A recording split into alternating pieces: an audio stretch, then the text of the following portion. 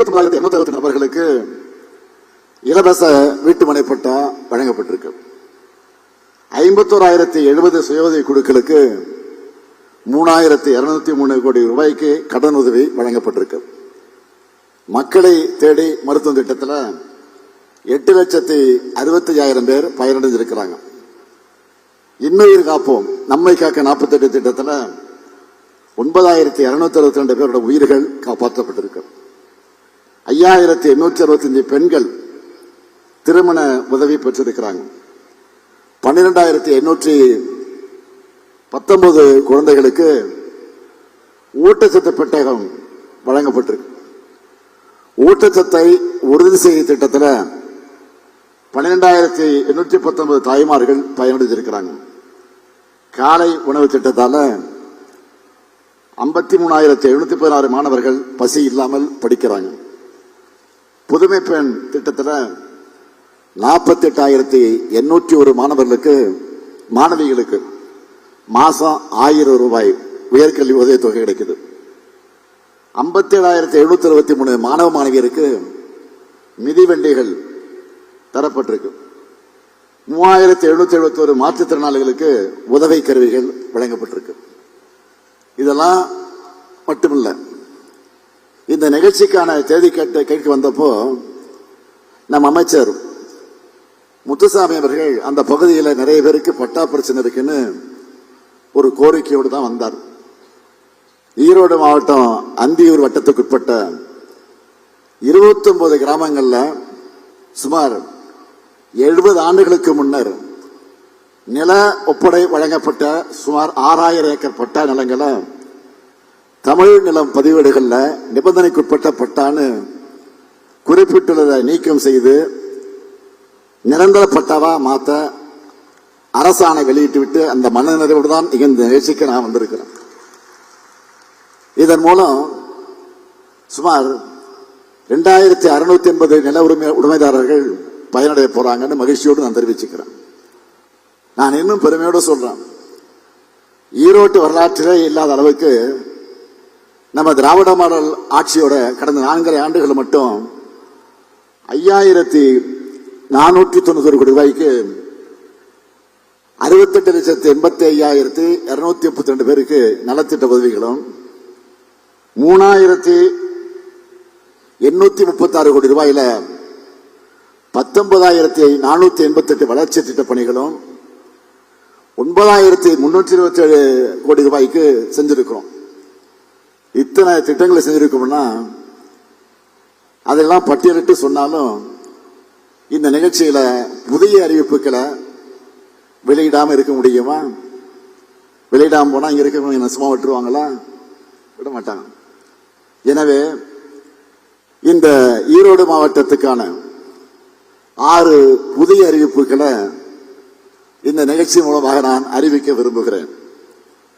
முதல் அறிவிப்பு, புன்சை புளியம்பட்டி நகராட்சிக்கு 4,30,00,000 ரூபாய் செலவிலையும், கோவிச்செட்டிப்பாளையம் நகராட்சிக்கு 4,50,00,000 ரூபாய் செலவிலையும் புதிய நகராட்சி அலுவலக கட்டடங்கள் கட்டப்படும்.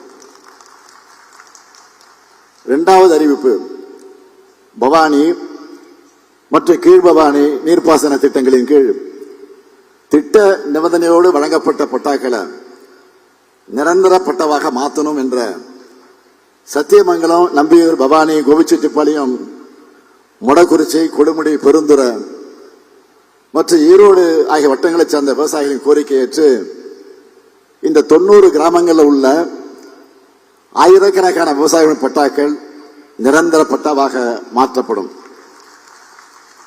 மூன்றாவது அறிவிப்பு, அந்தியூர் அருகே உள்ள தோணிமடுவு பள்ளத்தின் குறுக்கே 4 கோடி ரூபாய் செலவில் புதிய தடுப்பணை அமைக்கப்படும். நாலாவது அறிவிப்பு, சாயப்பட்ட கழிவுகளால் பாதிக்கப்பட்ட நொய்யலாற்று பாசன விவசாயிகளுக்கு இழப்பீடு வழங்குவது தொடர்பாக இருக்கக்கூடிய பல்வேறு வழக்குகள் மற்ற சட்ட சிக்கல்களை தீர்ப்பது குறித்து ஆராய வல்லுநர் குழு ஒன்று அமைக்கப்படும். ஐந்தாவது அறிவிப்பு, பெருந்துறையில் தற்போதுள்ள வட்டார போக்குவரத்து அலுவலகத்துக்கு 5 கோடி ரூபாய் செலவில் புதிய கட்டடம் கட்டித்தரப்படும். 6வது அறிவிப்பு, அந்தியூர் மற்ற எண்ணமங்கலம் வருவாய் கிராமங்களில் உள்ள நிலங்களுக்கான பதிவேடுகளில் உள்ள நிபந்தனை பட்டாக்கள் அயன் பட்டாக்களாக மாற்றப்படும்.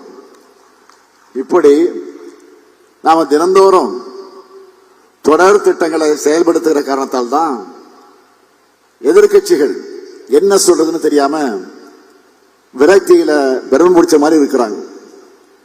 கடந்த ஆண்டு இந்த மாவட்டத்தில் நடைபெற்ற அரசு விழாவில் நான் பேசும்போது, சின்னியம்பாலத்தில் பிறந்து நாட்டு விடுதலைக்காக பாடுபட்டதோட தமிழ்நாட்டில் வெண்மை புரட்சிக்கு வித்திட்ட பால் வள தந்தை திக்கு பரமசிவம் ஐயா அவர்களுடைய திருவுருவச்சில ஈரோடு பால் பண்ணையில் நிறுவப்படும் அறிவிச்சார். விவசாய குடும்பங்களுடைய வருவாயை உயர்த்த, பால் விநியோக முறையை நவீனப்படுத்த அர்ப்பணிப்போடு செயல்பட்டவர் அவர். தமிழ்நாடு அரசின் ஆவின் நிறுவனம், கூட்டுறவு பால் சங்கங்கள், பால் செயலாக்க கட்டமைப்புகள் எல்லாமே அவர் விதைச்ச விதையின் விளைச்சல் தான். அத்தகைய பெரும் ஆளுமைக்கு நன்றி செலுத்த சொன்னபடியே சித்தோடு பால் பண்ணை வளாகத்தில் அவருடைய திருவுருவச் சிலையை நிறுவியிருக்கிறோம். தன்னை மேற்கு மண்டலத்தைக்காரன் சொல்லிக்கக்கூடிய எதிர்க்கட்சி தலைவர் திரு பழனிசாமி இந்த மண்டலத்துக்கு இது போன்ற செயல்களை செஞ்சாரா அப்படின்னு நான் கேட்க விரும்புறேன். இல்ல, அவர் செஞ்சதெல்லாம் என்ன? வெறும் துரோகம்தான். பச்சை துண்டை போட்டுக்கொண்டு தமிழ்நாட்டு விவசாயிகளுக்கு பழனிசாமி அவர்கள் பச்சை துரோகம் செய்தார்னு நான் சொன்னதும் அவருக்கு கோபம் பொத்துக்கிட்டு வந்துச்சு. சொல்றாரு, நான் ஒரு விவசாயி, இப்பவும் விவசாயம் செய்யறேன்னு சொல்றார் பழனிசாமி.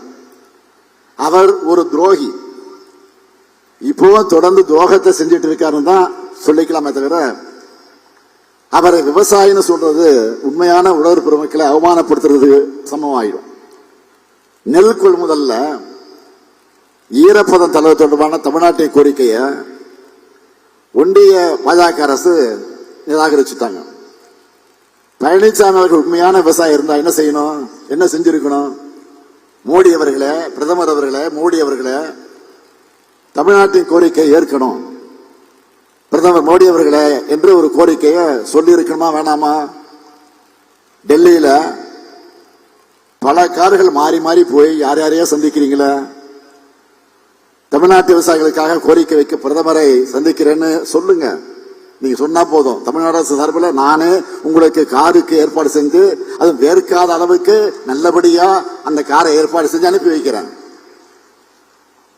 பழனிசாமி அவர்கள் இந்த மேற்கு மண்டலத்துக்கு இழைச்ச பச்சை துரோக பட்டியலை latest addition Kovai metro rail, அது பெரிய துரோகம்.